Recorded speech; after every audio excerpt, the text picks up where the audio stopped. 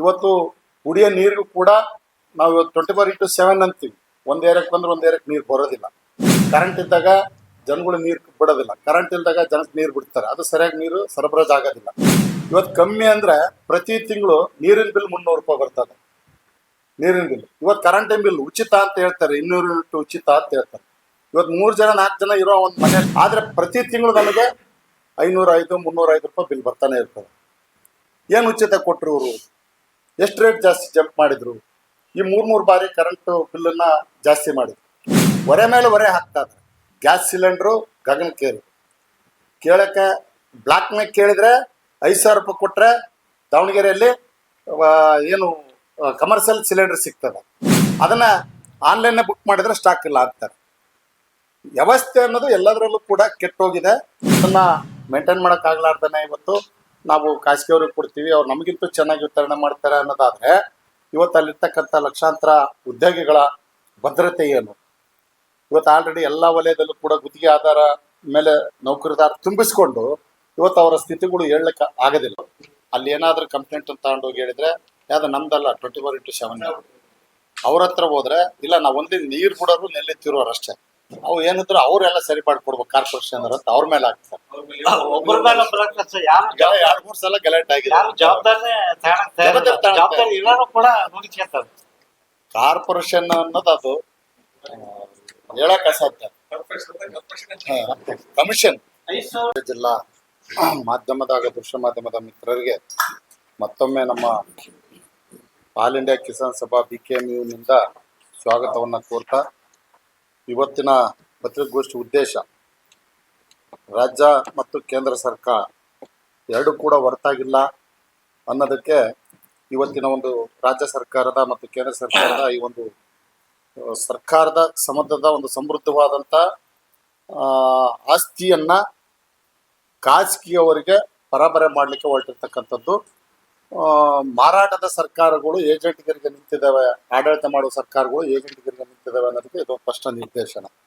ಇವತ್ತು Tata power company limited ಅವರಿಗೆ ಕರ್ನಾಟಕ ರಾಜ್ಯದಲ್ಲಿ ಸಮಾನಾಂತರ ವಿದ್ಯುತ್ ವಿತರಣಾ ಪರವಾನಗಿ ನೀಡುವ ಪ್ರಸ್ತಾವನೆಗೆ ಸಂಬಂಧಿಸಿದಂತೆ ಈಗಾಗಲೇ ನಾವು ಆಕ್ಷೇಪಣೆಯನ್ನು ಸಂಬಂಧಿಸಿದ ನಿಗಮದ ಮಂಡಳಿಗಳಿಗೆ ಆಕ್ಷೇಪಣೆ ಸಲ್ಲಿಸಿದ್ದೀವಿ.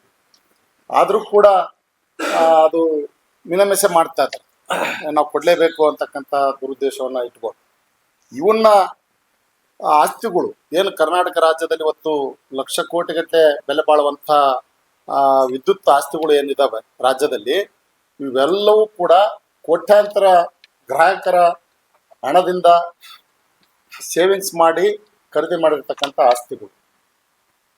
ರೈತರ ಬೆವರಿನಿಂದ ಕೂಡಿಕರಿಸಿಟ್ಟಂಥ ಹಣದಲ್ಲಿ ಕೂಡಿಕರಿಸಿ ಹಣವನ್ನು ಶೇಖರಣೆ ಮಾಡಿ ಉಳಿತಾಯ ಮಾಡಿರ್ತಕ್ಕಂಥ ಆಸ್ತಿಗಳು. ಇವನ್ನ ನಾವು ವಿದ್ಯುತ್ತನ್ನ ಬಹಳ ಸವಿಸ್ತರವಾಗಿ ಜನರಿಗೆ ವಿತರಣೆ ಮಾಡ್ತೀವಿ ಅನ್ನೋ ಹೆಸರು ಮೇಲೆ ಇವತ್ತು ರೈತರಿಗೆ, ಕೃಷಿ ಕೂಲಿಕಾರರಿಗೆ ಬಹಳಷ್ಟು ಹೊರೆಯನ್ನ ಮಾಡಲಿಕ್ಕೆ ಮತ್ತು ವಿಶೇಷವಾಗಿ ಕೈಗಾರಿಕೆಗಳು ಈಗಲೇ ತತ್ತರಿಸ್ತಾ ಇದ್ದಾವೆ. ವಿದ್ಯುತ್ ಸರಿಯಾದ ರೀತಿ ಸರಬರಾಜಿಲ್ಲ, ಆಮೇಲೆ ರೇಟನ್ನ ಬಹಳಷ್ಟು ಹೈಫೈಯಾಗಿ ನಮಗೆ ಬಿಲ್ಲನ್ನು ಕಳಿಸ್ತಾ ಇದ್ದಾರೆ, ಕಟ್ಟಲಿಕ್ಕಾಗಲ್ಲ, ಕಂಪ್ನಿಗಳು ನಡೆಸೋದು ಭಾಳ ಕಷ್ಟ ಆಗ್ತದೆ ಅಂತ ಅವರ ನಮ್ಮ ಏನು ಕಂಪ್ನಿ ಮಾಲೀಕನ ವರ್ಗನೂ ಕೂಡ ಸರ್ಕಾರಕ್ಕೆ ಮನವಿ ಮಾಡ್ಕೊಂಡ್ರು ಕೂಡ ಯಾವುದನ್ನು ಕಿಂಚಿತ್ತೂ ಗಣನೆ ತಗೊಳ್ದಾನೆ ಇವತ್ತು ಖಾಸಗೀಕರಣ ಮಾಡಲಿಕ್ಕೆ ಹೊರಟಿದೆ ರಾಜ್ಯ ಸರ್ಕಾರ. ನಾವು ಇಡೀ ರಾಜ್ಯವ್ಯಾಪ್ತಿ ಈ ಎಲ್ಲ ವಿಚಾರಗಳನ್ನ ಮುಂದಿಟ್ಕೊಂಡು ಖಂಡನೆ ದಿನವನ್ನಾಗಿ 23ನೇ ತಾರೀಕು ನಾವು ಆಚರಣೆ ಮಾಡಬೇಕಾಯಿತು. ನಿನ್ನೆ ನಾವು ಅನಿವಾರ್ಯ ಕಾರಣಗಳಿಂದ ನಮಗೆ ಕೆಲಸದ ಒತ್ತಡದ ಮಧ್ಯೆ ಆ ಒಂದು ಆಚರಣೆಯನ್ನು ಬಿಟ್ಟು ಪತ್ರಿಕಾಗೋಷ್ಠಿ ಮೂಲಕ ತಮ್ಮ ಮೂಲಕ ಸಾರ್ವಜನಿಕವಾಗಿ ಸರ್ಕಾರಕ್ಕೆ ಎಚ್ಚರಿಕೆಯನ್ನು ಕೊಡ್ತಾ ಇದ್ದೀವಿ. ಯಾವುದೇ ಕಾರಣಕ್ಕೂ ಕೂಡ ಈ ವಿದ್ಯುತ್ತನ್ನು ಖಾಸಗೀಕರಣ ಮಾಡೋದನ್ನು ಕೂಡಲೇ ಹಿಂಪಡಿಬೇಕು. ನಮ್ಮ ವಿದ್ಯುತ್ ಗ್ರಾಹಕರಿಗೆ ಬರೆ ಎಳೆಯೋದನ್ನ ಈ ಸರ್ಕಾರ ನಿಲ್ಲಿಸಬೇಕು. ಇವತ್ತು ಕುಡಿಯೋ ನೀರಿಗೂ ಕೂಡ ನಾವು ಇವತ್ತು 24x7 ಅಂತೀವಿ. ಒಂದು ಏರಿಯಾಕ್ಕೆ ಬಂದ್ರೆ ಒಂದು ಏರಿಯಾಕ್ಕೆ ನೀರು ಬರೋದಿಲ್ಲ, ಕರೆಂಟ್ ಇದ್ದಾಗ ಜನಗಳು ನೀರು ಬಿಡೋದಿಲ್ಲ, ಕರೆಂಟ್ ಇಲ್ದಾಗ ಜನಕ್ಕೆ ನೀರು ಬಿಡ್ತಾರೆ, ಅದು ಸರಿಯಾಗಿ ನೀರು ಸರಬರಾಜು ಆಗೋದಿಲ್ಲ. ಇವತ್ತು ಕಮ್ಮಿ ಅಂದ್ರೆ ಪ್ರತಿ ತಿಂಗಳು ನೀರಿನ ಬಿಲ್ 300 ರೂಪಾಯಿ ಬರ್ತದೆ. ನೀರಿನ ಬಿಲ್ ಇವತ್ತು ಕರೆಂಟಿನ ಬಿಲ್ ಉಚಿತ ಅಂತ ಹೇಳ್ತಾರೆ, 200 ಯೂನಿಟ್ ಉಚಿತ ಅಂತ ಹೇಳ್ತಾರೆ.